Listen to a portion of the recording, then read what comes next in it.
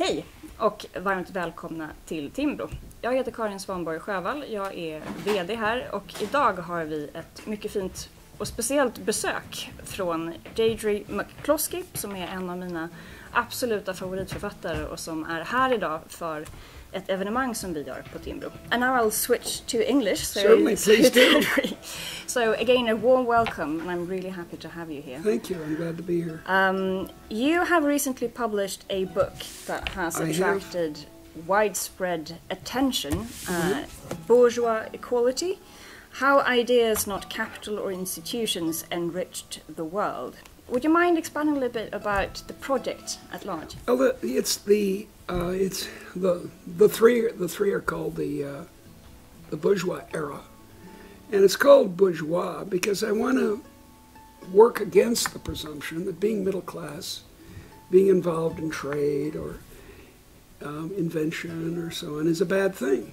At first, I was concerned with the ethics of the modern era, the last couple of centuries, and then concerned with the economics of it. That's the second volume, how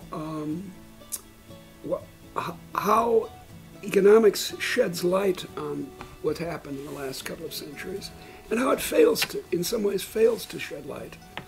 Then in this third volume, I concluded that it's ideas, the ideas for the screw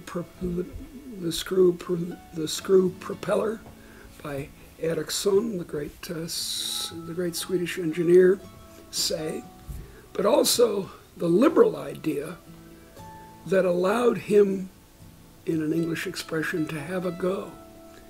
So it's liberalism that caused the modern world. And I want to emphasize how ideas, but how liberal ideas, not capital or institutions, enriched the world. And hey, it turns out that what we've written down from ancient Mesopotamia on tells us, it has to be interpreted, but tells us what people are thinking. And what they were thinking until really the 18th and especially the 19th century was that trade is evil, that profit is bad, that it's just a terrible thing to innovate. And then it changed.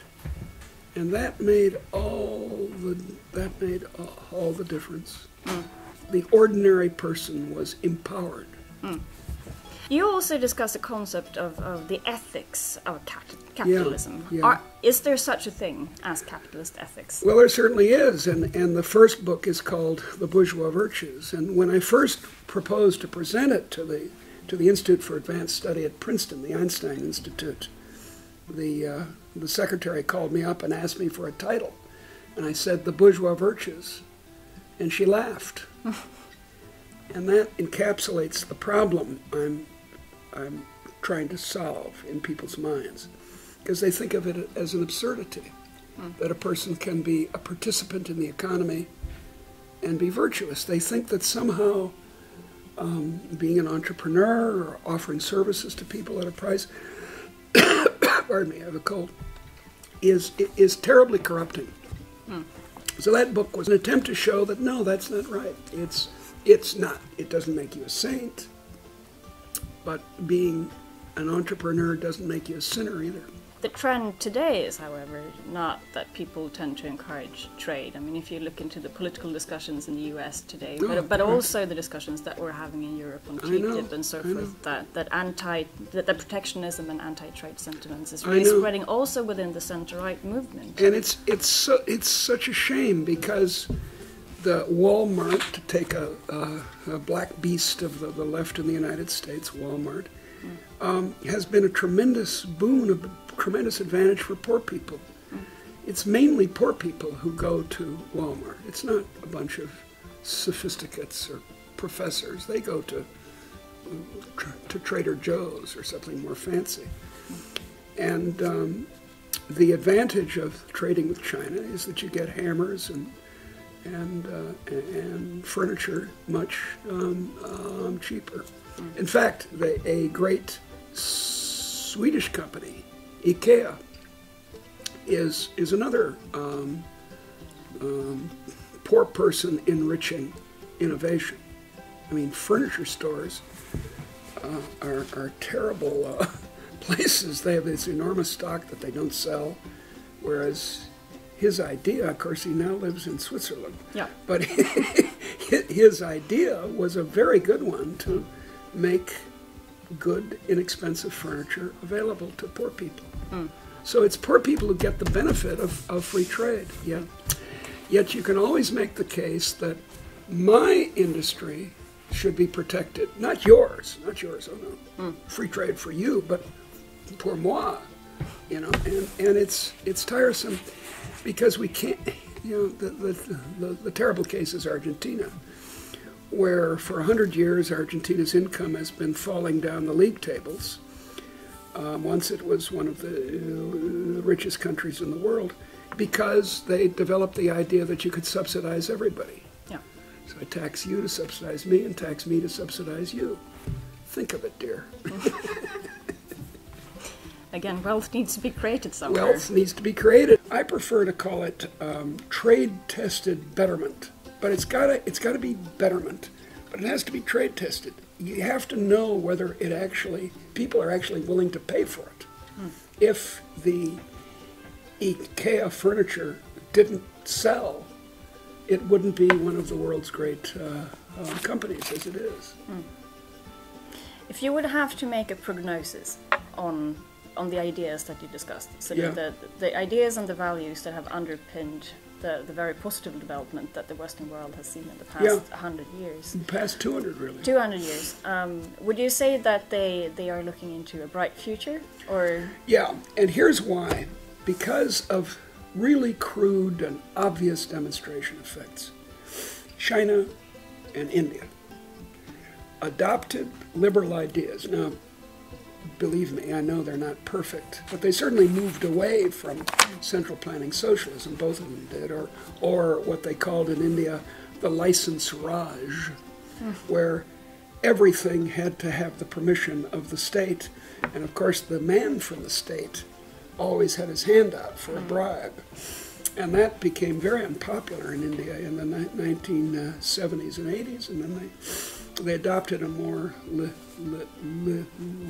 liberal attitude towards regulation and free trade.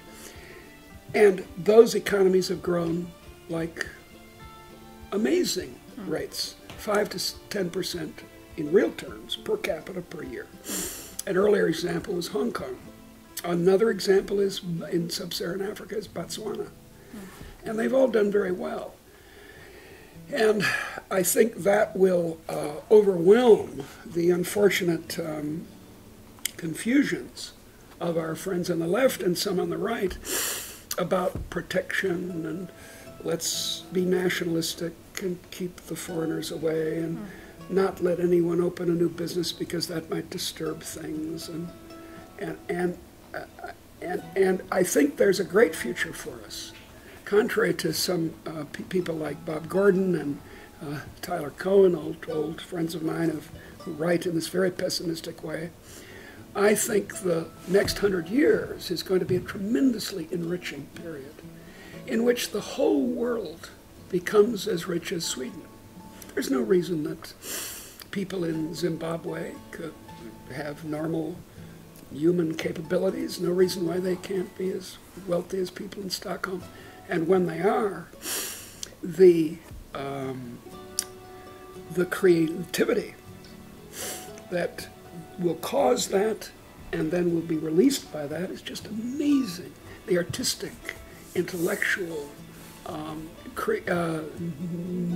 business creativity will make out of the next 100 years the most extraordinary cultural explosion in the history of the world if we don't screw it up.